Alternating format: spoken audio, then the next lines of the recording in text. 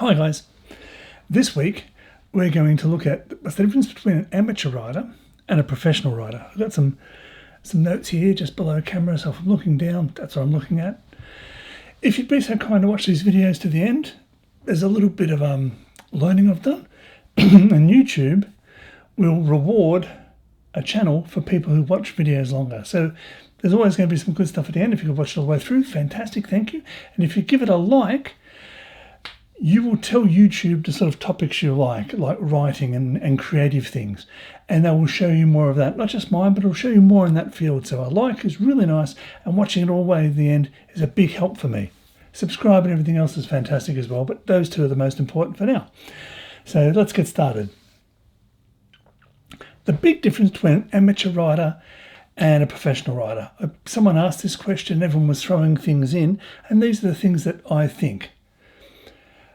Professional writers think visually. A lot of amateur writers think visually, but in the wrong way of thinking visually.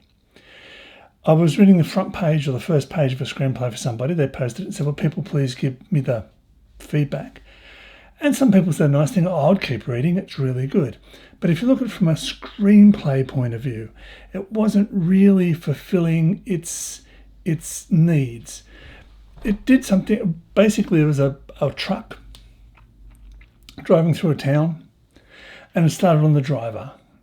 So Craig is driving the truck through the town, and there is houses, people putting Christmas decorations up, but it didn't let us know. Basically, it was impossible to figure out in your mind. If you're reading it like a book, you could feel the mood. But from a screenplay point of view, we're in a truck looking at the driver, but seeing things outside. That's an impossible thing to shoot. That's like saying, we see the street and Craig puts a watch in his pocket. We're either seeing the Manhattan street or we're seeing Craig put a watch in his pocket. You've got to give the visual differences. You've got to give people, maybe put a line break. Wide Manhattan, busy day, street, lots of people. In the center of it, Craig stands motionless. Next line down. So people get the idea of there's a break. Something's happened. But if it's all pushed into this one little paragraph, Manhattan, wide street, Craig puts a watch in his pocket, how do we know it's a wide street, but yet there's a close-up of Craig? Even though you're thinking visually, and visual cues, you're not telling people what's happening, you're showing people what's happening, but make sure the showing works correctly. You've also got to put the geography in the right spot. Make sure that it's all working. There was a fight scene in a page I was reading for somebody, and the guy's on either side of a motel check-in. And he's a bit of a tough guy. And the guy on the other side is a bit of like, well, I'm not going to tell you anything. And it's like he smashes the glass on the table and pushes the guy on the other side of the counter over. Then he's got the glass pressed into the guy's crutch while with his other hand leaning on the guy's throat. But he never got from this side of the counter to that side of the counter. He didn't walk around, he didn't jump over. It was just bang, bang, bang. It'd be like you're at the back of the supermarket checking the freezers. You hear someone at the front. You walk past the checkout. Was the checkout at the back of the shop? You need to tie these things together so people understand the geography of where you are in the building, in the scene, in the room, what's happening. Is there a light here that when open, light floods in? Those sorts of things. You've got to let people know how close they are to a window, where the light is above, if there's a light over here. And not go into great detail, but just make sure 2 words will do. Craig's at the back of the supermarket looking through the freezers. He hears the front door open. He heads that way. He heads that way. Just bang, bang, bang. Real quick. We don't have to say he heads down the aisle. There's Weet-Bix to one side, milk the other. Just he heads that way. Then we know, okay, we see him turn and maybe take one step. When he appears at the cash registers, it makes sense. But to have me suddenly at the freezers, then at the cash registers, there's no geography. There's no movement through the town, through the space, through the building, through the doors. You'd have to be 100% explicit, but you have to let people know how they would form their pictures in the brain. It's easy to be novelistic when people say, oh, it was a wonderfully big town, he moved around it so easily, the streets were his favourite things to go, the sounds of birth. All those things paint big pictures, but we've got to paint in specific little shots, and we've got to allow people to build those shots themselves in their own head. The other thing that amateur writers do, that professional writers don't do, is that amateur writers tend to use too many words. They over-describe something. It's, he was a huge man, well-muscled, looked like a Marine. That's all you need. Or just a huge muscular man. 3 words. Those sorts of things are enough. And then by the motion, by the movement, you can bring more detail in. Amateurs will tend to over-describe in the first thing, like big man muscled, big biceps, veins appearing in his things, a tattoo of mum just visible underneath his t-shirt. I've got no tats. And they start painting it like a picture, like you might get in a novel. You might spend half a page describing a front door in a novel to really get the feel and get the sense. When that door will be a 1 second shot or a half a second shot. If you listen to the Scriptnotes episode with Chris Nolan in it, he said even though there's a beautiful stained glass window behind a character, he doesn't describe it because it'll be there for half a second. It might be, it's a wonderful ornate room, or the church is incredibly beautiful. People know what a church is. No, it's got stained glass windows, no this, no that. He might have the shot in his head, but you've just got to give people enough. Don't over-describe, don't use too many words. Sometimes you'll see writers, they'll be writing something and you think, oh, they've reached it, that's the description, and then they keep going and add too much, and you find yourself beginning to edit as you read. You don't want people to do that. You want to give them enough information for them to build their own picture and then stop. The other thing professionals do is that they understand the process of filmmaking and they understand the cost of filmmaking. I've discussed other episodes. I've got other episodes that discuss this, sorry. Things like interior night and exterior night, vastly different for cost. Interior night, cheap. This room here, I could open up the louvers I have in my office window and put a black cardboard on the outside, and that would look like night. Because when you look through the window, you just see black. You don't have to see the daylight. If you're outside filming, the moon moves across the sky, casts shadows in different directions. You also have the dawn and dusk, which can be quite long, which means the night time is a very small number of hours you do have. You can film for 24 hours in a room with a black backdrop outside to make it look like it's night. Interior night is much cheaper than exterior night. I've said this before. Things like throwing a glass of water over someone can be expensive because, okay, going to do that again, set up, good, makeup, hair, dry the clothes, reset, get everyone, fill the glass up, make sure it was the same. I mean, I saw Absolutely Fabulous, a British comedy. They were smoking. They said, okay, start again. And they would measure the distance of the cigarette in the first shot, cut it off like a cigarette and give it to them again. So the cigarette didn't go down to here, out to here, down to here, out to here, with every different take. They had to make sure that something is that small a detail. So if they weren't smoking, they could have gone again, and just kept going. So the littlest things like someone smoking, throwing water over someone diving into a pool, having rain outside. Having rain outside is okay because you can put that in later in post, the sound of rain, but having rain beating against the window or think of the things that's going to have to take time to reset between takes. They can be exceptionally expensive. Blood effects. I read a small thing for somebody and they smash him in the face because what I wanted in the end was this guy to have a swollen eye and a busted up face and some blood and then sort of laugh because that showed all the pain and the laugh showed the bravery.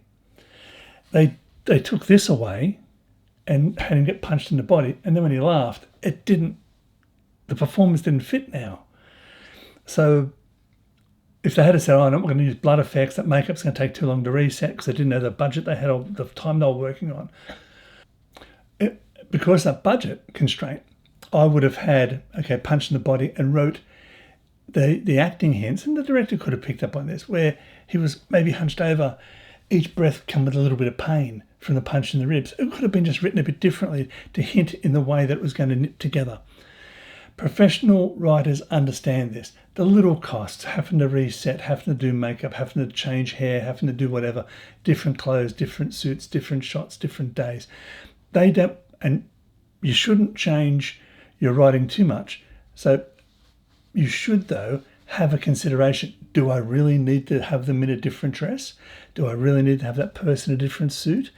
Can it be back in the same place? Or do they have to meet in a different office all the time? I meet my friends at the same coffee shops all the time. I've written an episode of something just recently, and I had this one park bench where the guys always get together for coffee, because that's what you tend to do. You tend to get a coffee and go to the same park bench or the same seat or the same part of a balcony, have a drink and have a chat. People are creatures of habit. And that you could shoot all those scenes in one day. Just different tie, different coat, different shirt, quick wardrobe clothes, change, shoot that scene. Or if they had work uniforms, fantastic, which they didn't, but they could be in the same uniform. Okay, we've done that scene, good, another setup, change the flowers a bit, move them to this end of the park bench, put some rubbish in the bin, next setup. Okay, take that rubbish out of the bin, do this next setup, do this next setup, have a kid playing in the background, that kid's not there now, next setup. So you could do all your setups, do all those filming in 1 or 2 days, or in one day, and you've got all your park stuff out of the way. But if today they're meeting in a park, tomorrow they're meeting in a cafe, the day after that they're meeting at a coffee shop, that's like moving people around between locations, setups, different things. Now, extras in the background, all that stuff can be incredibly expensive for not adding to the story. The things should move the story along, so if it's not needed, write the cheap version if you can think of it. Professionals also understand the market, and this is a little bit more tangential or whatever you want to call it. At the moment, cinema seems to be full of the big action films, and people are saying, oh, the superhero era has ended. It's not that some of them aren't making as much money as they should. Fine. But that's because they're not very good. Because they've missed the market. They've misunderstood what the audience wanted, just for these couple. But satisfying that audience segment is still a major part of the work, in that young people go to the cinema. They tend to go to the cinema more than I do. I'll go to, it's Alamo Draft House in America, but over here it's called Gold Class. I go where there's recliners and they bring me beers or whatever. I don't go to the mass audience stuff. I don't go where they stack hundreds of people in and watch the video and watch the movie. So these things are spectacular movies meant to make a lot of money back in a very short time with a younger audience. I watch a lot of streaming stuff. I watch a lot of streaming stuff from Europe, Norway, a little bit of Asian stuff, but a bit of American TV as well. But that's where my audience, this audience, people in their 50s, I'm turning 60 this year, these people are on TV. They're watching long-form drama on television. You're not going to see something like Chernobyl as a movie. You're not going to see Game of Thrones as a franchise on a movie. It's the big, spectacular stuff that people want to see on a screen, which is going to cinema. And professional writers understand this. They don't write something that's going to cost $200 million to make if it's not going to be a cinema film, because they're not going to spend $200 million on a streaming service. So the stories change. You've got to understand the market and not know the budget, but know this can be a big, vast, sprawling story, or this can be a smaller story. Has to be a smaller story because it's going to have a smaller audience. And when I say a smaller story, it's going to be more about people rather than a spectacular thing. It's going to be about this event, not their life. That sort of thing. Understand the market, understand what you're writing to, and how big a story it can be, or how different the story can be, and understand where it's going to fit. Because you write the best story in the world that's going to be fantastic for an audience of $200,000. 200,000 people. They know it's a smaller audience, it's boutique, it's about the music industry in mid-century Russia. Fantastic, great, but it's not vast enough, not big enough, so they can't afford to spend $100 million making it. Going to the actual Winter Palace in Russia, paying all the money to move a crew there. You can only film in the snow because it's set in. So you can't do that story if the audience isn't there. Professional writers also understand that a scenario isn't a story. You might say, oh, Hitman comes out of retirement. Heaps of those. Zombie story. Heaps of those. They're uninteresting. And most people will go, oh, it's another Hitman coming out of retirement story. They'll read half a page, their brain switches off, away they go. They're not going to read it. Zombie, they're going to read it, not understand it, or don't even really bother to try to understand it. But these are scenarios, these are settings. This was kicked off by another question.